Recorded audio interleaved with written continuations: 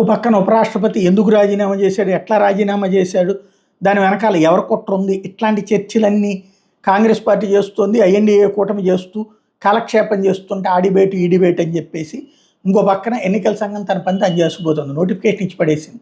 అంటే అత్యంత వేగంగా జరగబోతుంది. మేబీ ఈ సెషన్స్ అయిపోయే లోపే వైస్ ప్రెసిడెంట్ ఎన్నిక జరిగిపోయేటట్టు ఆ ప్రభుత్వం ఈజీగా సక్సెస్ అవుతుంది. 422 ఓట్లు ఉన్నాయి వాళ్ళకి ఆల్రెడీ, కావాల్సింది 390 ఏమో కావాల్సి ఉంది. కాబట్టి ఈజీగా పని అయిపోతుంది. ఉపరాష్ట్రపతి ఎన్నిక అన్నటువంటిది బీజేపీ ఎవరిని తలుచుకుంటే అది మ్యాక్సిమం ఎన్డీఏ భాగస్వామి పక్షాలకైతే ఇవ్వకపోవచ్చు.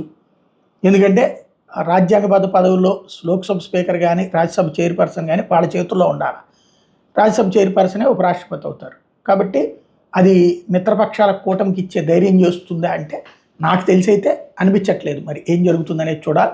ఓవరాల్గా ఎవరి గోళ ఎట్లున్నా సరే తమ పని తాము చేసుకుపోతున్నారు. తద్వారా ఉపరాష్ట్రపతిని వెళ్ళాలని ప్రభుత్వమే కోరుకున్నట్టుంది, పార్టీనే సలహా ఇచ్చినట్టుంది.